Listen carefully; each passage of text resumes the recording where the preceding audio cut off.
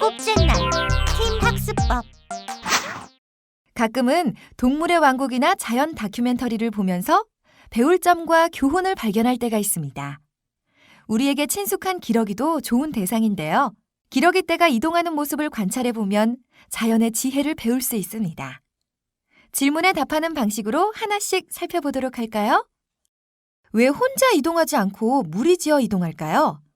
그 이유는 혼자보다 무리지어 이동할 때 70%의 거리 이동 효율이 있고 목적지까지 가고자 하는 공동의 비전을 전체가 공유함으로써 공동 비전을 성취하는 데 도움이 됩니다. 즉, 각 부분의 합이 전체보다 크다는 시너지 효과를 거둘 수 있다는 장점이 있는 거죠. 더불어 성공하려면 차이를 인정하고 틀리게 보지 말고 다르게 보는 지혜가 필요합니다. 날개의 위치가 모두 다릅니다. 왜일까요? 기러기는 날개의 위치를 다르게 하여 스스로 에너지를 비축한다고 합니다. 더불어 성공하려면 할 수 있는 것과 잘하는 것을 구분하고 인정하면서 자율성을 강조하는 지혜가 필요하죠. 리더는 누구며 어떻게 선출할까요? 기러기는 모두가 리더의 역할을 한다고 합니다. 지도자란 기러기의 리더처럼 앞장서 희생, 헌신, 봉사, 솔선수범하는 사람을 말하는데 지도자로서 경쟁력의 척도는 리더의 역할을 대신해 줄 수 있는 사람이 있는가 하는 것이죠. 더불어 성공하려면 리더십을 공유하고 후임자를 육성함으로써 리더의 책무를 다하는 지혜가 필요합니다. 이동 중 부상당하면 어떻게 할까요? 기러기는 이동 중에 동료가 부상당하거나 지치면 공기 저항이 적은 맨 뒷자리로 이동시켜서 회복할 수 있게끔 반드시 배려합니다. 그리고 아프거나 부상당한 기러기는 2마리가 돌보는데 회복하지 못하면 놔두고 이동하고 회복하게 되면 다음 기러기 떼에 합류하거나 남은 3마리가 V자를 그리며 함께 이동합니다. 더불어 성공하려면 서로 신뢰하는 지혜가 필요합니다. 이동 중 의사소통은 하며 어떤 이야기를 할까요?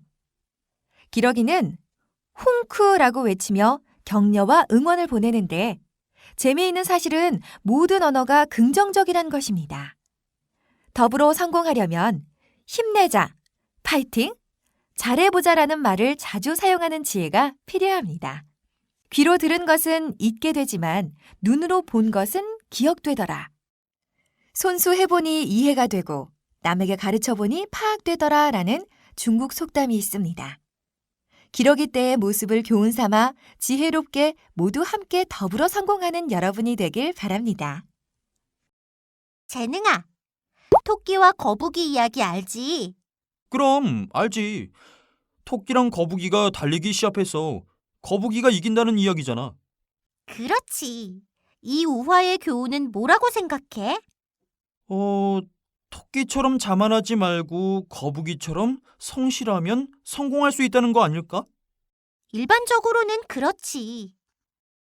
하지만 진정한 교훈은 상대 경쟁이 아니라 절대 경쟁의 마인드를 가져야 성공한다는 거야. 상대 경쟁은 뭐고 절대 경쟁은 뭐야? 상대 경쟁이란 상대방을 의식하면서 경기하는 것이고, 절대 경쟁이란 상대방을 의식하지 않고 오로지 목표만 보고 경기하는 것을 말하는 거야.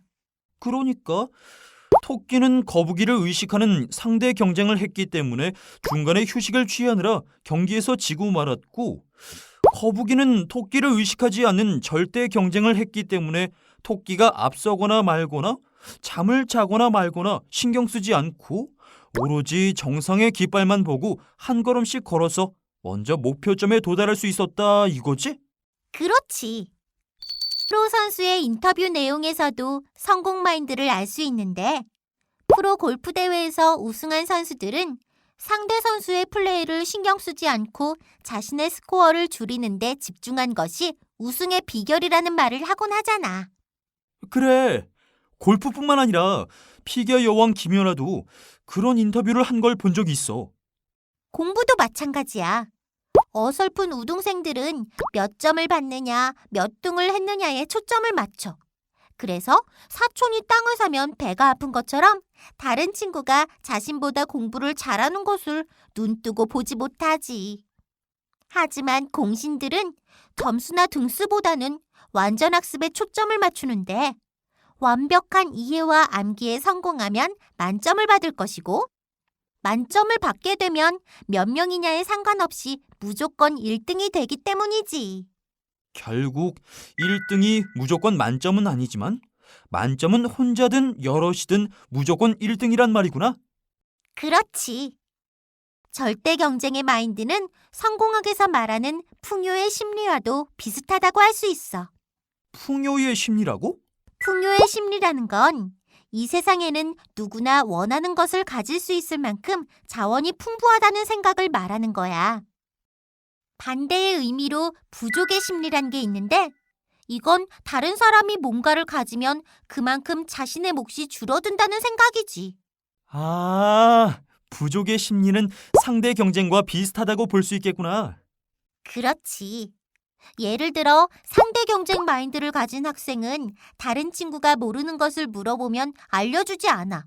왜냐하면 그 친구가 그 문제를 풀 수 있게 되면 자신의 등수가 내려간다고 생각하기 때문이야.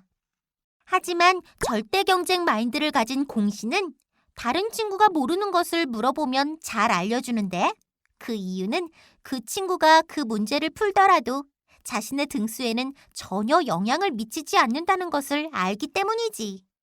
절대 경쟁 마인드는 교우 관계를 좋게 하고 함께 성공하자는 성공의 목적에도 부합하고 더욱 중요한 것은 기억과 학습의 원리에도 적합하다는 거야. 재능아, 사람의 특성이 모두 다르듯이 학생들의 공부하는 모습도 차이가 난다는 거 알고 있니? 그렇겠지. 혼자 공부할 때 더 효과적인 친구도 있고 다른 학생과 함께 공부했을 때 효과가 있는 친구도 있고 다 다른 것 같아. 맞아.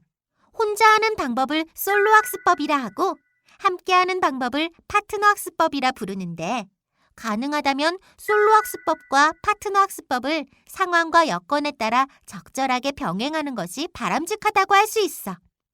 그럼 파트너 학습법의 가장 일반적인 방법에는 어떤 것들이 있어? 질문하기와 가르치기 등이 있는데 질문하기와 가르치기가 효과적인 이유는 에피소드 기억에 도움이 되기 때문이야. 파트너 학습법에 대해 좀 자세히 알려줘. 좋았어. 파트너 학습법은 집에서는 가족들과 학교에서는 선생님이나 친구들과 함께하면 되는데 파트너 학습법의 효과를 높이기 위해서는 암기 카드를 활용하면 좋아. 암기 카드라고? 학습 내용을 앞면, 질문을 뒷면에 구분해서 카드에 적으면 상대방이 학습 내용을 몰라도 공부를 도와줄 수 있고 카드에 적힌 내용을 가르칠 때 선생님처럼 앞에 나가서 설명하듯이 가르치면 더욱 효과적이야. 그렇다면 암기 카드 활용의 장점은 뭐라고 할 수 있을까?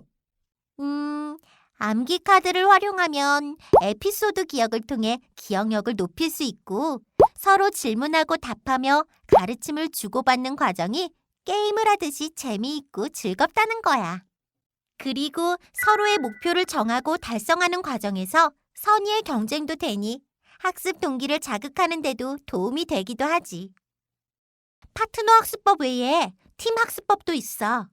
팀 학습법이라고 하면 같은 공간에서 여러 명이 함께 모여 공부하는 모둠이나 스터디를 말하는 거지? 그렇지. 팀 학습법은 단순히 함께 모여서 공부하는 것을 넘어 학습 효과를 높일 수 있는 구체적인 방법의 활용을 포함하고 있어. 팀 학습법의 효과를 높이려면 토론식으로 공부하는 게 좋아. 토론식 공부라. 구체적으로 알려줘. 토론식 공부를 하면서 공신들의 이야기를 텍스트로 활용하면 더 좋아.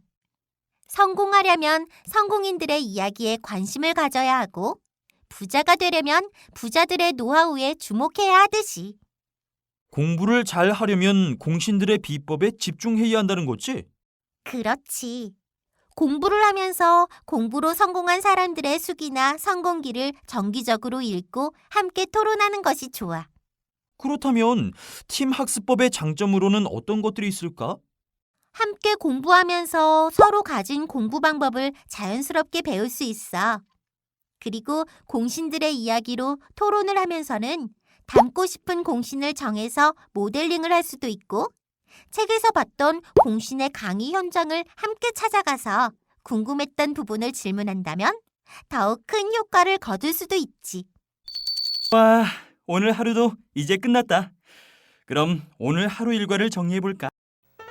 학습 일기는 이번 시간에 배운 내용을 일기처럼 자유롭게 쓰는 것입니다. 학습 내용을 중심으로 쓰면 복습이 되고 느낌을 중심으로 쓰면 반성이 됩니다. 학습 일기와 함께 이번 시간에 배운 내용도 다시 한번 정리해 보세요.